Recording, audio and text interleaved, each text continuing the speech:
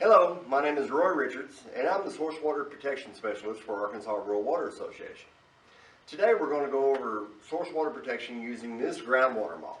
This model demonstrates the way water is influenced by possible sources of contamination, or PSOCs, from all different types of sources, contaminants, along with where they end up.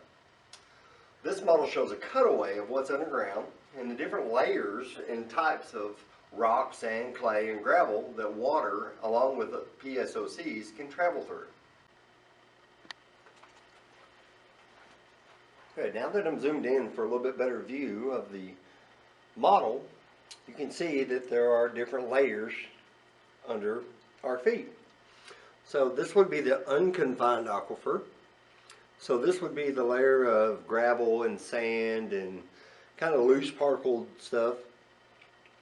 This right here would be a clay layer called an aquitard, which separates, which is impermeable. So that means that no water can get through it. So it won't go down any further than that. This one is confined artesian aquifer. So it is confined because it is in between the aquiclude and the aquitard, which makes it a confined layer. And then down here you have the aquiclude, which is just like the aquitard, except it's below the confined artesian aquifer. And it is an unpenetrable layer of clay. And then below that is the fractured bedrock, which you'll see has all these lines to it. Model, we're going to go over the wells. Well number 1 goes all the way down into the fractured bedrock. Well number 2 goes into the confined artesian aquifer. Well number 3 is in the unconfined aquifer, along with a underground storage tank and a malfunctioning septic tank. Now you'll notice it says a clay layer right here, right below the septic tank, and we'll see here that being used here in just a few minutes when we introduce some pollutants into the septic tank. Well number 4 is on the other side of the lake in the unconfined, and as well as number 5, it's just a little deeper. Well number 6 is in the confined artesian. Well number 7 is in the bedrock. Well number 8 is an artesian well, meaning it's under pressure, so that would be under this pressure plane right here. We're in between the aquitard and the aquiclude. These two are considered artesian wells.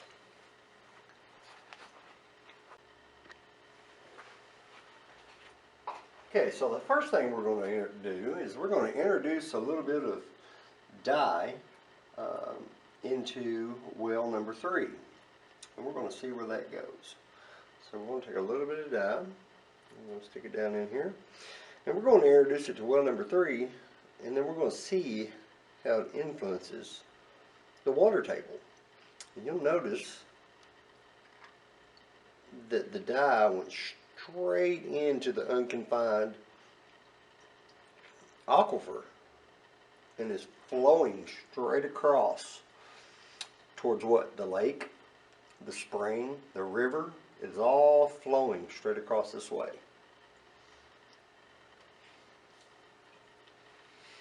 Okay, now we're going to take a little bit of red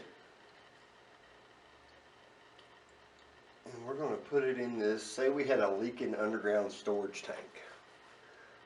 So we're going to just put a little bit of this in here, and you can see how it flows down into the unconfined and how it goes right by this septic tank. Now we're going to put a little bit of red in the septic tank, and of course it has a leak. This is where you'll see the clay layer come into effect, where it will not penetrate the clay layer, but it'll go around it.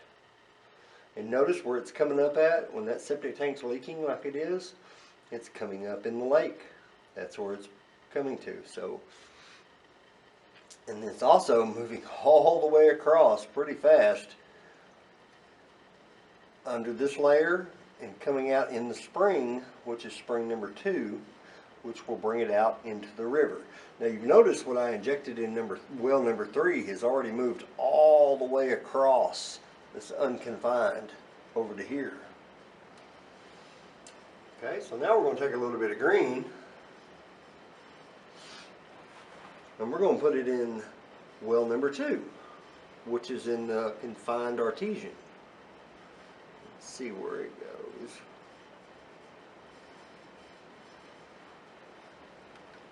Notice how it's staying below the aquitard because it's impermeable. That means it can't move back and forth. It can't go above it, and it can't get out of it. So it's confined, and that's what they consider the artesian part of it. It's confined in between here. And see how fast it's moving across. Now this could be anything from gasoline to, I mean, anybody dump anything in a well that's not being used, or oil or anything like that. This is exactly what could happen to water sources. Now we have one more we want to do some blue, and we're going to do it in well number 1, which is the fractured bedrock, and we're going to see how fast it runs across there. Wow, look at that. Look how fast it runs across that fractured bedrock. It is all the way over to here already and coming up in well number 9. You see how fast that's coming through? Now, as you can see, well number 3 is already all the way over into the river in the springs.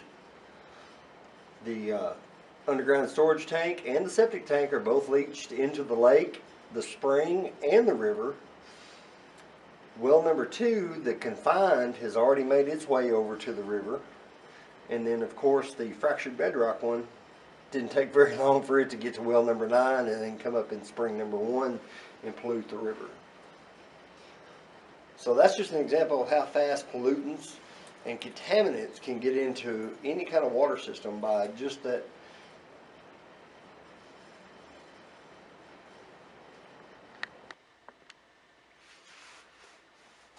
That will conclude our program for today. If you have any questions, please feel free to call me or my office at Arkansas Rural Water Association at 501-676-2255 is the office number, or you can call the number on your screen, 501-231-5128, or you can email me at arwarjw@arwa.net. Thank you.